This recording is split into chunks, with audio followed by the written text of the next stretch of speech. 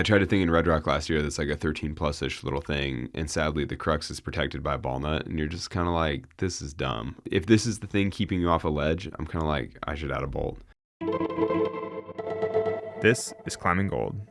For your big Yosemite free ascents, you've noted that they're all ground up. And I'm curious, like, why you feel that matters. I think a big part of it is like when I'm choosing to go climb a big wall, that is like the time in the year that I am choosing to go have that big adventure. That's the experience that I'm seeking out. And I think it's like pretty neat to hold to that when it's possible. It's your version of some climbers like going to the Himalaya once a year for their big expedition.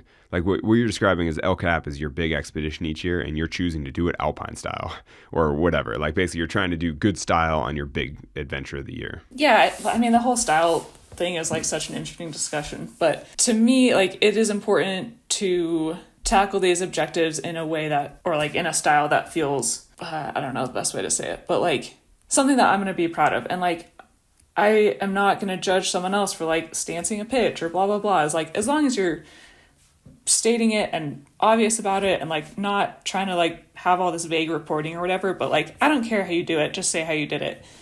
But for me, like when I choose to go have that type of adventure, like I want to do it in a style that I feel super proud of. And do you feel more proud of ground up climbing like that? I mean, I think it makes it a lot more interesting. It makes it a lot harder for sure. And at some point I'm going to run out of routes on El Cap that I can do ground up. Yeah, in basically one more season, you'll be like, oh man, or 2 more seasons.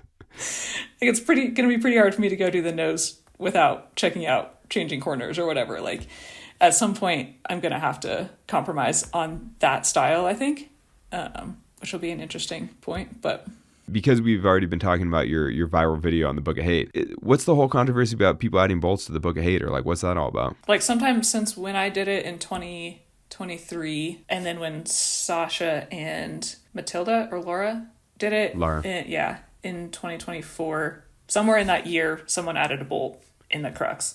One bolt? I think just one bolt, where I had placed like a ball nut or something. You placed a ball nut? Yeah. That's crazy. I definitely I don't remember anything about the protection on that, but yeah, I probably just punched it. I also chimneyed it. I did the chimney of hate. It's a totally different thing. Yeah, no, that's crazy. Though I also pulled my back in a serious enough way that I thought I'd injured something. It was, I strained my back. I was chimneying really hard. But anyway, it's just a different experience. Do you know who added a bolt, or like why, or what the deal with that is? And I have no idea, and I just like tried to stay as much out of the controversy as possible because I don't really deal with drama. With that in and of itself is actually the more interesting question. Why do you stay out of the drama? I mean, what is climbing if not yelling at people online and like what is it without the drama? That's the whole fun, isn't it? I don't have like the emotional IQ or people skills to deal with drama. I just stay out of controversy as much as possible. That's so disappointing. But so what's your take though? If you found the person out of that bolt, would you punch him in the face? For sure. No. Yeah, that's the spirit. You're a staunch traditionalist. Yeah, I don't know what the story is, honestly. I mean, obviously that person's like never going to come forward. They would get slandered. Canceled. For sure. Do you think that's appropriate? Them getting canceled or even adding the bolt to begin with? I mean, what do you think about it? I mean, I don't think adding the bolt was appropriate. Like, obviously the first ascensionist didn't have it there, and it is safe and climbable without a bolt. There are a bunch of other bolts on the pitch, though, aren't there? Yeah, there's quite a few bolts. Yeah, okay. That's the thing. I remember it as a mixture where they're like a bunch of bolts, and then you place a bunch of small gear, and then overall, by the time you get to the top, it's like you just ran a marathon. You're totally worked anyway. So it's kind of like whatever. It's like a whole experience, regardless. Yeah, no. I mean, adding the bolt was not necessary. I don't know why it happened or whatever, but. And then, I mean, Sasha's like whole controversy was that someone claimed that she did it or had someone do it, and I'm like, did she do it or have somebody do it? No, I mean, no one will ever know. That's hard to imagine. Also, why even add a bolt when you could just fix a piece there, like fix a small nut or something? I mean, it makes a lot more sense. Like if you really want to do the thing and make it safe, like just put the gear in that you want. It's also a lot cheaper than the hardware, Do you feel like it takes away from your experience on the route? No, not at all. I mean, I had my experience on it and it was great, and I mean, but you don't have any, as the resident trad hard woman in the country right now, it's like you got to take up like the mantle of John Backer or something and start fighting people in parking lots. And how do you feel about somebody sort of diluting a classic route like that, or like watering it down? Right. Yeah, I mean, I think it's like very inappropriate. Like that shouldn't happen. But I'm also not gonna like use my energy being mad about it when we're never gonna know who it was. And well, obviously we could know who it is. I mean, if you asked around, like obviously somebody knows. Like somebody did it. That person knows. All their friends know. Yeah. I don't know. Now I'm so curious. Now I want to dig, even though I don't care at all. I've actually. You could probably get to the base of it, but I don't know. I just like would rather spend my energy elsewhere than being mad at people on the internet. Oh, that's so disappointing. Sorry to be boring.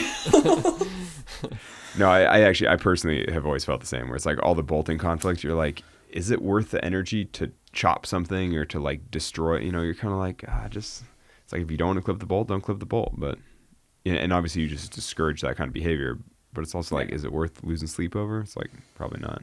I mean, I feel like it's more disrespectful to Randy Levitt as the first Ascensionist than it is disrespectful to me. And he did it without small cams to begin with. And so you're kind of like, well, his whole experience was like wildly different. Have you seen the video of him on it? He places like 15 ball nuts. It's insane. Oh, ball nuts. And like little micro RPs and stuff. He places so many pieces. His calves must have been so strong to like nuts. Stand there long enough to keep placing more little.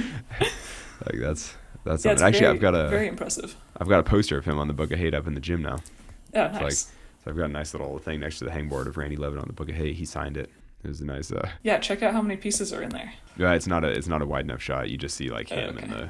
Yeah. You'd need like the top down with a million little cams or ball nuts. How many times have you whipped on ball nuts? A handful, because I've climbed at the waterfall down in Arizona quite a bit, and that's like the land of ball nuts. Are they good? They're so good. If the rock is good, yeah. What is a ball nut? Describe a ball nut, because probably 95% of people listening to this podcast have never heard of a ball nut. Because to be fair, I've only whipped on a ball nut like once or twice in my life, and I've been trad climbing for 30 years. When the crack gets too small for green Z4 cams and like no camming unit will fit in the crack, ball nuts are smaller than that, and it's a similar like sliding mechanism where you squeeze a trigger and there's like a flat plate and a little, it's not a ball, it's like a partially rounded, basically a tiny piece of metal about the size of my fingernail that looks like you could snap it off with your fingers. You slide it and put it in the crack and release the trigger and it expands like a cam would, but it's just a lot smaller. Yeah, it's basically the smallest piece of climbing hardware there is, but it looks like a freaking joke. Like you could bend it with your hand. You're like, dude, like you trust your life for that? They're pretty good.